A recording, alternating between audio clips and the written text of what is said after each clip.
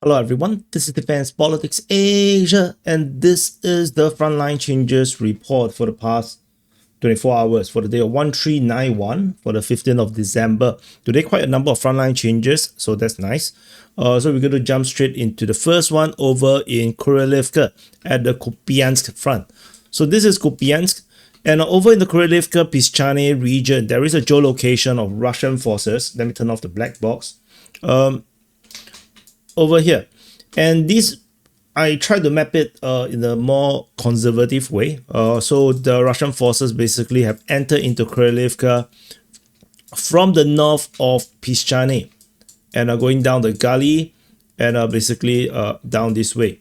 So of course, there's a good chance that the Russians actually have control of Pischane as per the Russian claims, but we are not doing the Russian mapping here. Whoops! Oh, I have a Pomodoro thingy. I forgot about it. So let me turn it off first.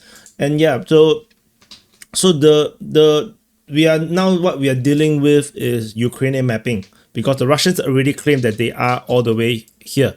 So this is why we are only changing the Ukrainian mapping here. So the advance here is around 3 kilometers, largely pretty open ground. So not very that big in terms of a strategy change for us, because we already do analysis based on the Russian mapping. The next frontline change is over in Pischane, over in the Konstyantynivka front. So this Konstyantynivka, over in Pischane, the Ukrainian mapping, Deep State UA has considered that this big forest here south of Tuposhki is now taken by the Russian forces. I'm not sure why the map is not reloading or refreshing. So yeah, whatever it is. So this is around a 1.6 kilometer advance. We have mapped this as Russian since like forever. I'm not sure why the Ukrainian takes so long to concede this position. The next frontline change is over in Shakove, over in the Pokrovsk front. So Pokrov is over here. This is the northern flank of the Pokrov front. Over in Shakove, there is this is Ukrainian mapping. Deep State UA has updated the map to show that they have lost the northern outskirts of Volodymyrivka, and the Russians have taken the southern half of Shakove. So this is Shakove, by the way. Volodymyrivka is over here, and this is a happy face. And now it's a rabbit. And then now you have hands, and then now you have pigtail, and then it's now Pikachu. Okay, anyway, this is it. I think I need to refresh. This is insane. Let's refresh.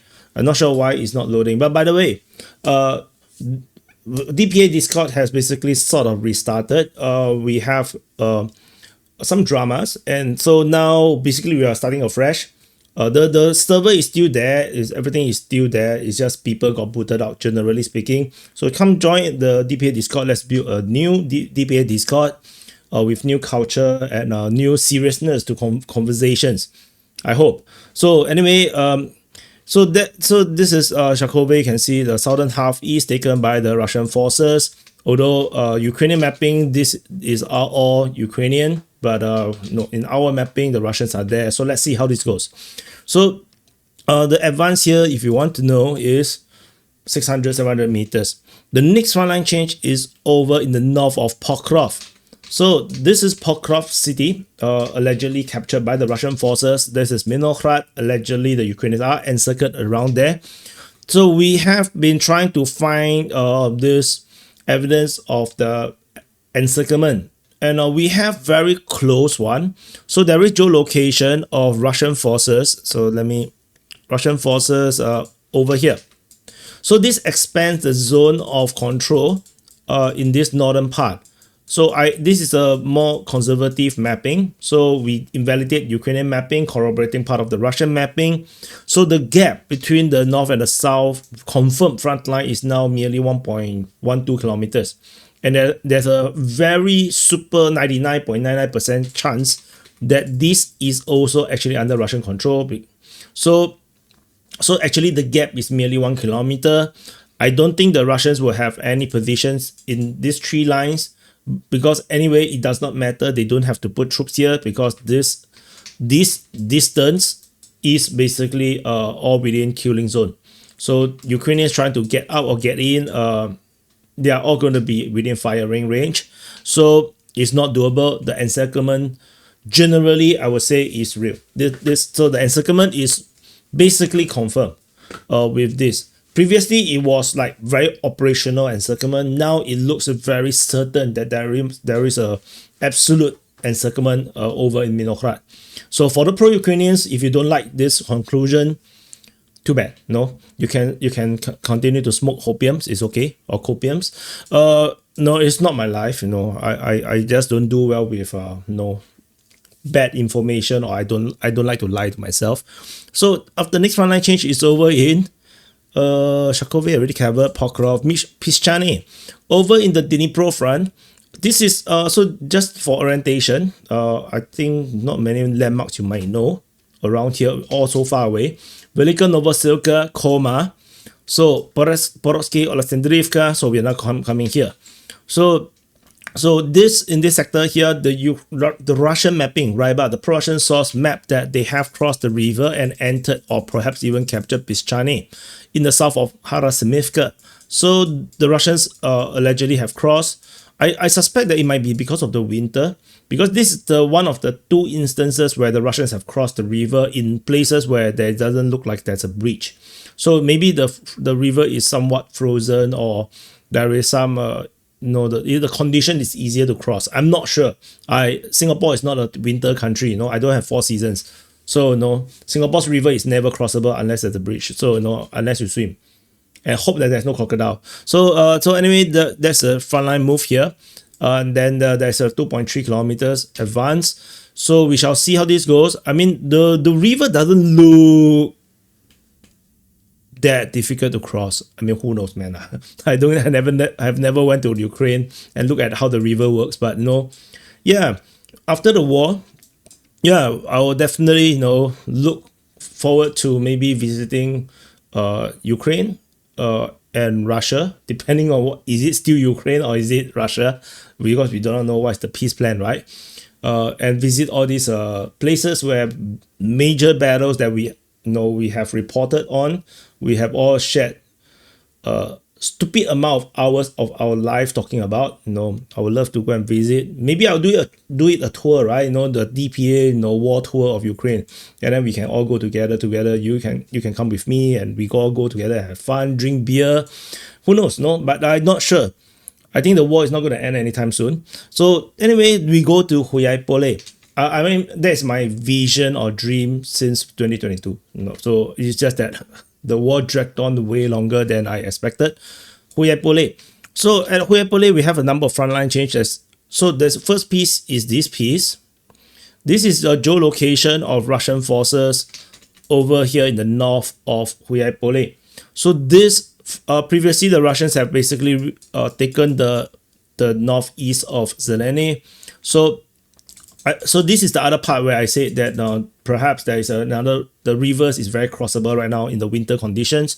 So Russian forces entered into another angle of Hulyaipole, coming into the north. So allowing them to now attack from the north, and I think Hulyaipole is going to collapse within days, because the situation here, it looks like it's impossible to defend now.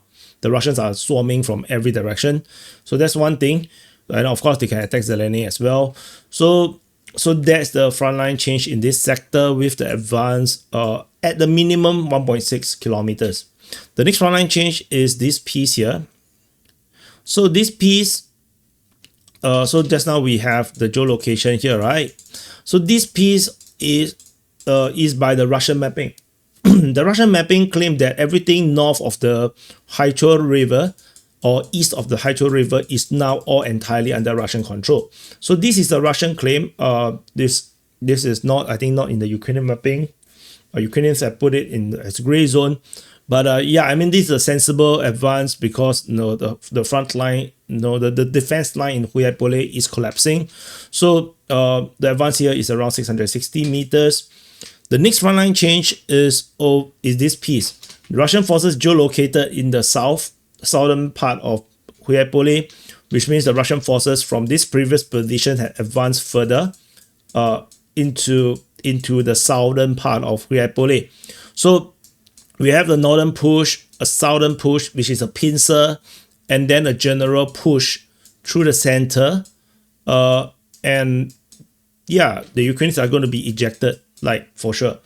So and this is the general center of Hulyaipole, but there's more.